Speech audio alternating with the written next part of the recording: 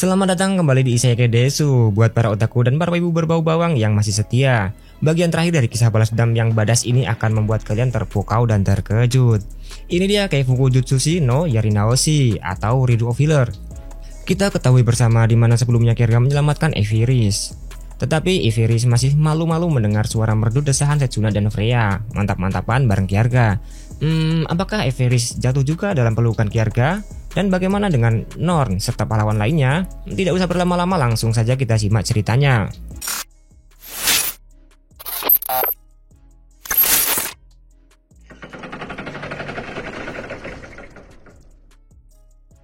Di bagian keempat ini Kierga bertemu dengan sosok yang dia hindari, yaitu Putri Norn Clatalisa Georial. Meskipun sudah kuat, Kierga masih merasa akan kesulitan jika menghadapi Putri Norn ini. Putri ini adalah orang paling kejam dan licik sekerajaan Georial. Selain itu, dia juga sangat sulit dikendalikan di kehidupan Kierga sebelumnya. Tidak hanya itu, Kierga pun masih memiliki agenda balas dendam yang membara kepada pahlawan berpedang blade dan juga pahlawan balet. Kisah dimulai saat Kierga dan partinya sedang berada di kota Branica, yaitu kota pinggiran yang sempat dibuang dan ditinggalkan oleh Kekaisaran Georial, di mana di kota ini manusia dan ras iblis setengah manusia hidup berdampingan dengan damai. Saat ini rombongan ekspedisi Putri Norn didampingi oleh pahlawan blade beserta pasukan elit Kekaisaran tiba di kota Branica. Hal ini mengundang keramaian. Di saat sedang fokus mengintai dengan tekad membunuhnya, Kierga melihat seseorang dengan tatapan tajam yang sangat kuat. Dia adalah salah satu kesatria dari 3 kesatria, yaitu si Mata Elang. Kierga pun langsung kabur dengan panik untuk menghindari hal buruk. Malam pun datang. Di sebuah penginapan tergeletak seorang gadis di kasurnya. Yang tidak disangka-sangka, dia ada di dalam kamar Blade yang telah diberi obat oleh Blade. Setelah Blade mengatakan, "Aku akan membawamu kepada puasan dunia sampai kau tiada jalan untuk kembali," jelas saja dia dimantap-mantapin oleh Blade ini ya guys. Suara jeritan pun terdengar.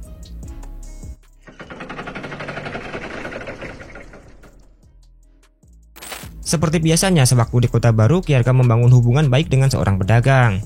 Kali ini dia bertemu dengan seorang pedagang bernama Karman untuk menjual potion, penyembuh, dan stamina yang berkualitas. Kierga berhubungan baik dengan Karman sejak dia membeli tongkat sihir milik Freya, dan Kierga mengetahui etikat baik Karman sebagai seorang pedagang. Akhirnya Karman menjadi sohib pertama Kierga di kota Branica ini.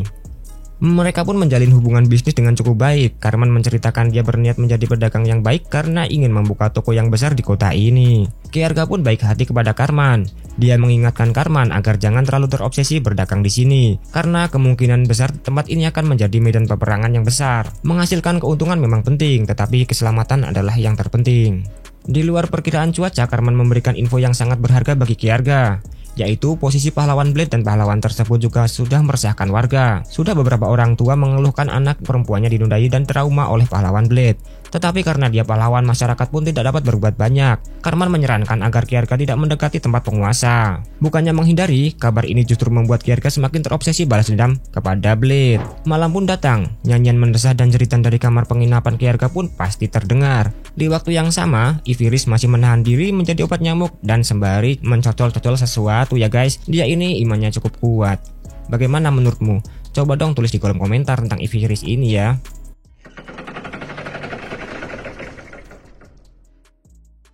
Kierga sudah merencanakan eksekusi untuk pahlawan Blade. Dia berencana menggunakan umpan wanita cantik untuk memancing Blade ini keluar. Tetapi setelah selesai mantap-mantapan bareng Setsuna dan Freya, Kierga merasa tidak tega. Walaupun hanya mainan, dia tidak ikhlas jika salah satu di antara mereka sampai dirusak oleh pahlawan Blade. Kierga pun memutuskan menggunakan umpan lain. Di luar perkiraan cuaca, dia akan menjadikan dirinya sendiri sebagai umpan ya guys. Dia bahkan merubah penampilannya menjadi gadis yang kawaii. Saat ini dia minta bantuan Freya agar dia dirias semakin kawaii des. Setelah selesai rias pun dia menjadi kawaii, membuat Setsuna dan Freya tak kuat menahan untuk tidak menyerang mantap-mantapan. Oh ya, sekedar informasi ya guys, meskipun saat ini Kierga menjadi kawaii, tapi dia masih pakai batang ya guys. Jadi dalamnya masih batang gitu. Buat kalian yang merasa punya batang, jangan lupa like dulu videonya ya.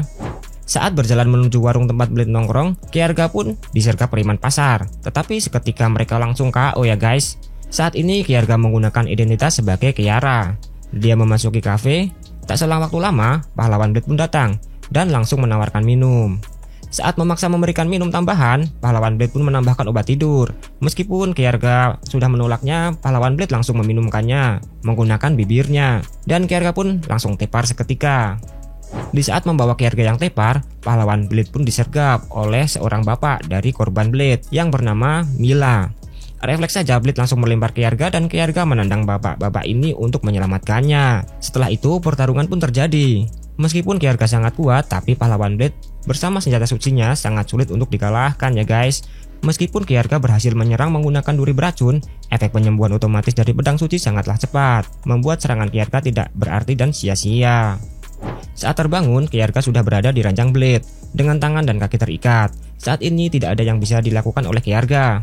Tetapi, saat Kierga mengatakan bahwa Blade adalah lelaki bejat, Blade menjawab, "Kamu salah," sembari membuka pakaiannya. Ini benar-benar di luar perakiraan cuaca ya guys. Bahwa ternyata pahlawan Blade ini adalah seorang wanita. Meskipun Kierga pernah hidup bersama di kehidupan sebelumnya, dia pun tidak mengetahui tentang hal ini. Jadi si pahlawan Blade ini adalah pahlawan cewek yang sangat terobsesi dengan cewek ya guys. Obsesi utamanya adalah Putri Flare. Kesimpulannya dia ini apa ya nyebutnya? Pokoknya si maniak tempe akut ya guys. Meskipun pahlawan Blade merayu, sebenarnya Kierga biasa saja ya guys, karena dia ini masih punya batang. Justru Kierga lah yang sangat diuntungkan di sini, dan Kierga pun tertawa.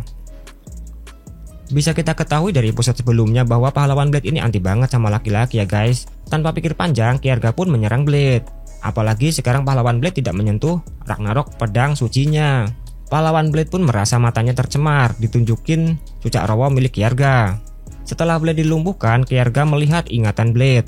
Dia pun mengetahui bahwa Norn akan melakukan serangan besar di Branica dalam 3 hari. Kesempatan balas dendam yang ditunggu-tunggu oleh Kierga akhirnya pun datang untuk mengeksekusi pahlawan Blade. Saatnya menonton teaser yang mengerikan. Di kehidupan sebelumnya, Blade pun sangat kasar dan rutin menyiksa Kierga bersama pahlawan gila lainnya. Saat ini, Kierga akan memainkan permainan yang merepresentasikan apa yang Blade lakukan selama ini. Tontonan kali ini agak mirip seperti yang Kierga lakukan kepada Ksatria Leonardo. Hanya saja kali ini diberi sedikit bumbu lebih pedas ya guys. Permainannya adalah Kierga sudah menyiapkan 3 orang besar berotot yang ganas. Orang-orang ini sangat kelaparan karena sudah diberi potion khusus. Mereka akan sangat mudah memakan dagingnya si Blade ini. Selain itu, potion khusus tersebut juga sudah dicampur dengan ramuan perangsang birahi. Jadi selain kelaparan, mereka juga sangat birahi ya guys. Jadi cara memenangkan permainan ini adalah pahlawan Blade harus menggoda hasrat orang-orang bos tersebut guys, agar rasa birahi mereka lebih dominan daripada rasa lapar mereka. Selain itu, Blade setidaknya harus melayani mereka hingga pagi hari tanpa dimakan. Apabila Blade bisa bertahan hingga pagi, maka Kierga akan melepaskan Blade. Jika Blade melemah, tidak bisa memuaskan mereka sebelum pagi, otomatis dia akan dimakan oleh orang-orang tersebut guys. Sekarang, marilah kita mengheningkan cipta untuk pahlawan Blade saudara-saudara. Padahal kita semua tahu ya guys, kalau si Blade ini mau penggemar tempe akut, wanita maniak wanita tulen. Jangankan menggoda, menyentuh laki-laki aja, si Blade ini muntah. Sekarang malah disuruh memuaskan laki-laki brutal berotot yang birahi dan lapar. Dan langsung saja tanpa berpikir lama, laki-laki buas pun langsung melucuti susu pahlawan. Dan pahlawan Blade pun langsung digilir dengan ganas. Di waktu bersamaan, Kierga yang tak kalah bejat, dia dengan tenang menonton dengan menikmati hidangan. Kali ini pun Kierga cukup aktif, memprovokasi pahlawan Blade dengan cara merubah penampilannya menjadi Putri Flare, di mana Putri Flare adalah sosok idaman dari pahlawan Blade ini. Karena hal itu pula Blade kena mental dan menyerah seketika. Pedang suci milik pahlawan Blade yang bernama Ragnarok pun berubah kembali menjadi batu suci, yang menandakan pahlawan Blade telah tiada. Mari kita mengheningkan cipta.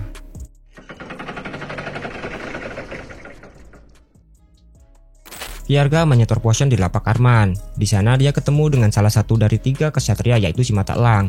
Si Mata Elang pun ternyata mengawasi Kierga, bahkan dia menawarkannya untuk bergabung dengan pasukannya karena si Mata Elang mengetahui potensi dan kemampuan dari Kierga. Pertemuan singkat tersebut menyadarkan tak hanya Kierga, Setsuna pun menyadari bahwa kekuatan si Mata Elang ini sangat tinggi, bahkan membuat Setsuna merinding ketakutan.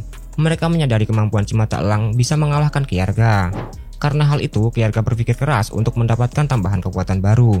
Kierga memiliki permata suci dari pahlawan Blade. Jika dia melakukan kontrak kepahlawanan, maka permata tersebut akan menjadi senjata yang sesuai dan yang diinginkan oleh si pahlawan pengguna.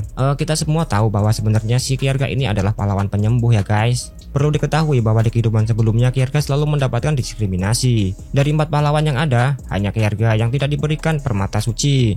Karena permata suci yang dimiliki oleh Kekaisaran Giorial hanya ada 3 butir. Bukannya diberi permata suci, dulu Kjerga malah diberi kalung budak ya guys. Ketiga senjata suci ini adalah tongkat sihir Putri Flare, senjata mesin milik pahlawan Ballet, dan pedang Ragnarok milik pahlawan Blade yang sekarang sudah menjadi permata lagi. Kjerga saat ini menginginkan senjata suci yang memiliki kemampuan daya tempur tinggi, keabadian, dan juga memperkuat efek sihir penyembuhan milik Kjerga. Dan muncullah zirah suci Georgeus, di mana zirah ini bisa memiliki daya hancur yang sangat dahsyat, sekaligus auto healing yang sangat kuat, yang membuat Kjerga seperti makhluk abadi. Bahkan tidak seperti senjata suci lainnya, Georgeus menyatu langsung dengan tubuh Kjerga. Mungkin dia ini belajar dari pengalaman Blade yang tersudon karena terpisah dari pedangnya ya guys. Setelah mendapatkan ini, pastilah Kjerga sangat senang karena mendapatkan pedang suci adalah hal yang selalu diinginkannya sejak dulu. Hal ini membuatnya merasa menjadi pahlawan sejati, dan jelas saja waktunya untuk merayakannya. Untuk merayakannya, kalian tahu sendiri ya guys, dia bakal ngapain? Dia langsung mengajak Wig-Wig, Setsuna, sekaligus Flare. Dan seperti biasa, Iviris masih kuat iman, sembari ngulekin tempe dan mendengarkan suara merdu desahan dari mereka.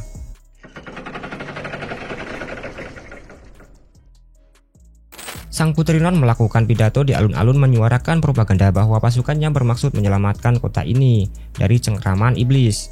Iblis adalah musuh manusia, tidak mungkin iblis akan puas hanya dengan sumbangan dan pajak donor darah saja. Putri Norn sengaja memprovokasi penduduk yang ada di alun-alun. Dia mengatakan akan melakukan pemusnahan massal terhadap semua ras iblis dan kembali mengambil alih wilayah Branica sebagai wilayah kekaisaran Georial. Padahal sudah jelas, Branica adalah contoh kedamaian yang ideal di mana berbagai ras bisa hidup berdampingan.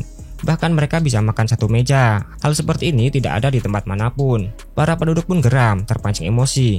Padahal hal ini sengaja dimainkan oleh Putri Norn. Dengan berdrama, Putri Norn pun menuduh bahkan manusia di sini sudah dicuci otak agar menyerang manusia. Begitu katanya. Dengan santainya dia mendeklarasikan bahwa pasukan kekaisaran Georial akan melakukan pembersihan massal.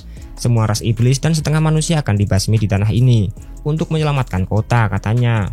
Di samping itu, manusianya juga akan dibasmi karena sudah terpapar cuci otak oleh iblis dengan alasan menyelamatkan mereka dan menegakkan keadilan. Pembantaian pun berlangsung dan keguguran terjadi di mana-mana. Tak ada perlawanan berarti dari para penduduk yang berjatuhan. Sekilas pandang, di tempat yang jauh terlihat oleh Kjerga. Karman, sohib pertamanya di kota ini, sedang membantu warga evakuasi. Dia sekarang dalam bahaya. Benar saja, Karman langsung tertebas oleh pasukan Georial dan gugur. Otomatis ya guys, Kjerga langsung naik pitam dan dia bertekad untuk membalaskan dendamnya Karman. 3 prajurit pun mendekat. Mereka hanya menjadi makanan Georgeus. Karena Kjerga merasa keluarga dan kerabatnya di desa sudah diambil dan sekarang teman baiknya pun diambil, Kjerga marah besar dan tujuannya pun langsung ruang Putri Norn. Saat sang putri sedang berbicara dengan si mata elang, tiba-tiba muncul hologram Putri Flare, Algrande Georial, alias kita kenal dengan Freya. Putri Flare mengatakan agar mereka menghentikan peperangan dan juga kata-kata penyemangat, pemersatu dan kesetaraan. Dia menyukai Branica, bahkan dia sudah lama di kota ini untuk melakukan sesuatu. Hal yang paling dia sukai di Branica adalah manusia dan ras lain bisa hidup berdampingan dan damai. Bahkan mereka bisa makan satu meja. Setelah mendengar hal tersebut, semua orang pun berhenti berperang. Para prajurit pun menurunkan senjatanya. Putri Norn pun mendengarnya dan sangat tidak percaya dengan apa yang dia dengar. Karena Putri Norn sangat mengenal dan obsesi dengan kakaknya. Dia tahu betul bahwa sifat asli kakaknya yang selalu menganggap rendah orang lain, bahkan lebih kejam daripada dirinya. Flare yang asli tidak mungkin mengatakan kesetaraan. Memang ini bukan yang asli ya guys. Dia ini asli tapi sudah dicuci otak ya oleh Kjerga. Pembicaraan Putri Norn dengan si mata elang di dalam ruangan pun didengarkan oleh Kjerga dari pintu.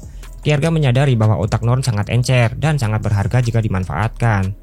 Dia sangat lihai dengan strategi dan politik. Bahkan Norn mengetahui bahwa pemberontak yang melakukan perlawanan adalah Kyeru. Sangat disayangkan jika akan dilenyapkan begitu saja. Di sini Kjerga mulai terfikirkan untuk memanfaatkan Putri Norn nantinya. Kjerga memasuk ke dalam ruangan dengan cepat dan dihadang langsung oleh si mata elang. Pertarungan pun terjadi dengan cepat. Kjerga pun sempat terluka, tetapi berkat sekarang sudah memiliki Georgeus, Kjerga pulih dengan sangat cepat. Pertarungan pun sangat sengit, tetapi saat ini dia bahkan bisa menggunakan kemampuannya melalui jubahnya. Si mata elang pun menghilang. Si pangeran datang menyelamatkan putri dengan cara menonjok perutnya, lalu dia membawa ke ruang bawah tanah.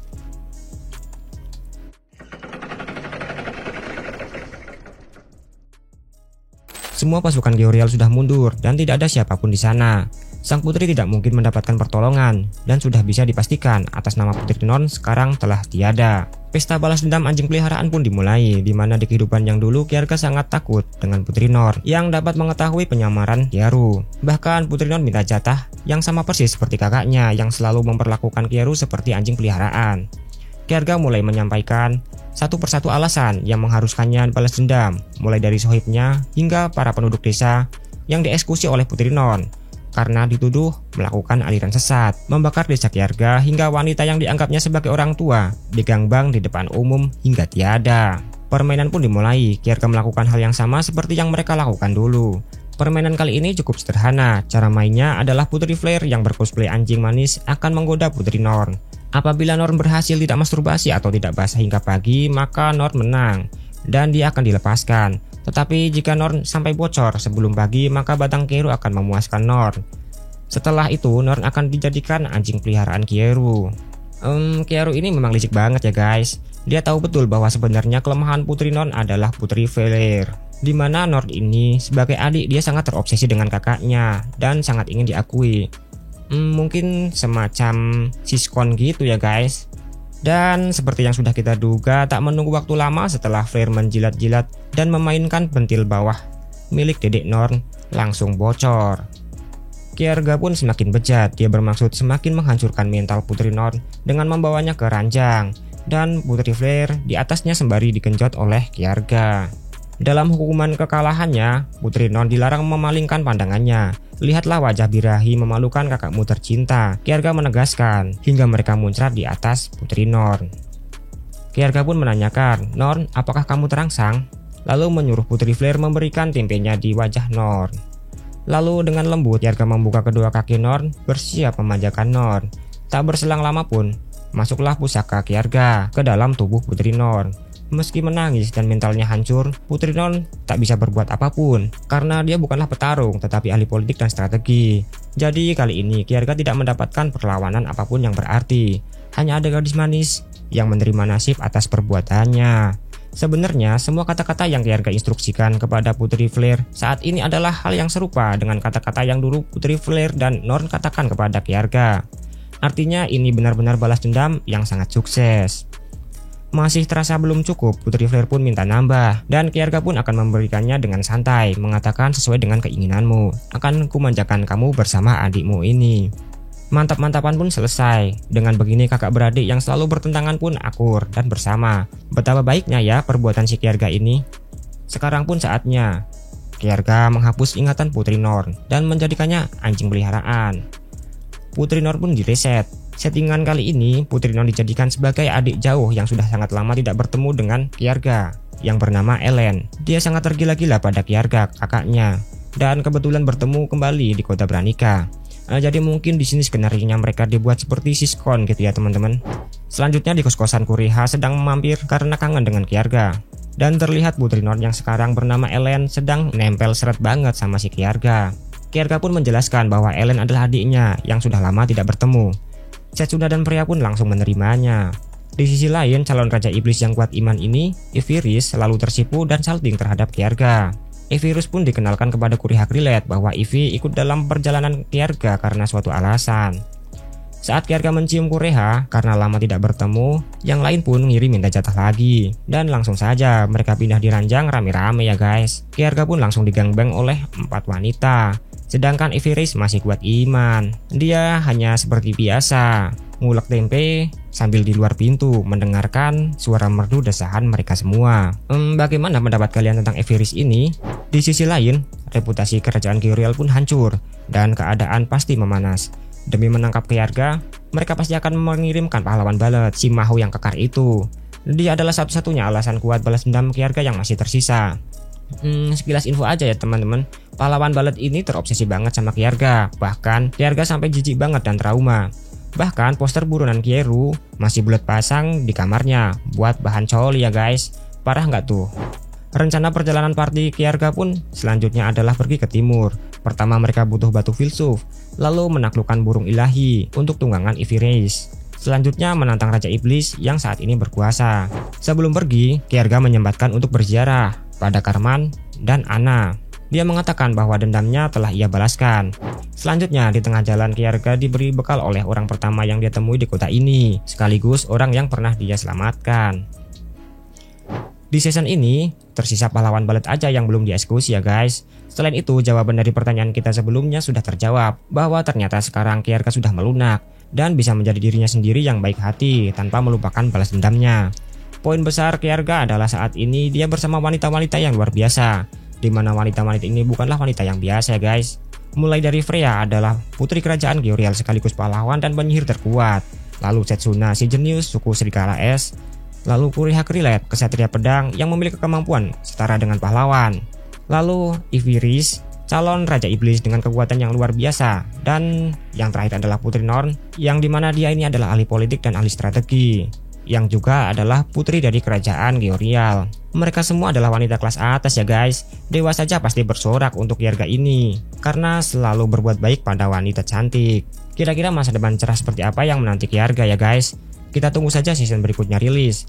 Bagaimana pendapat kalian tentang kelanjutan anime ini? Coba tulis di kolom komentar ya. Kita bisa mendapatkan banyak hikmah dari anime Badass ini, yang sebenarnya banyak sekali kritik moral yang sangat satir, di mana sebenarnya perbuatan dan kebejatan Kierga juga berasal dari perlakuan orang-orang di sekitarnya dulu saat dia tumbuh dewasa. Intrik politik dan propaganda kejam yang mencerminkan tatanan sosial yang busuk berantakan. Dan banyak sekali ya hal-hal kritik pedas dalam anime ini, yang dibungkus dalam balutan seksualitas. Menurut kami anime ini menyasar banyak orientasi seksual ya guys, dan juga mensimulasikan berbagai macam keminatan seksual, mulai dari hetero seperti Kierga, homo seperti Bullet dan Blade, bahkan mono seperti yang terjadi di camp waktu Kierga dipaksa jilat anunya sendiri. Lalu berbagai macam gender dan keminatan pun komplit di anime ini. Bahkan pencinta siskon pasti senang banget Kierga dapat Putri Norn. Baiklah teman-teman, cukup sekian video kali ini. Mohon maaf sampai banyak part karena ceritanya sangat padat sekali ya. Karena Mindes masih newbie, mohon maaf apabila salah-salah kata dan ada sesuatu yang kurang berkenan. Silahkan tulis pendapat kalian di kolom komentar. Jangan lupa kasih like ke video ini dan share ke sesama otaku dan wibu lainnya. Pastikan kalian sudah subscribe di Isekai Desu ya. Sampai jumpa di petualangan berikutnya, para otaku dan para wibu berbau bawang.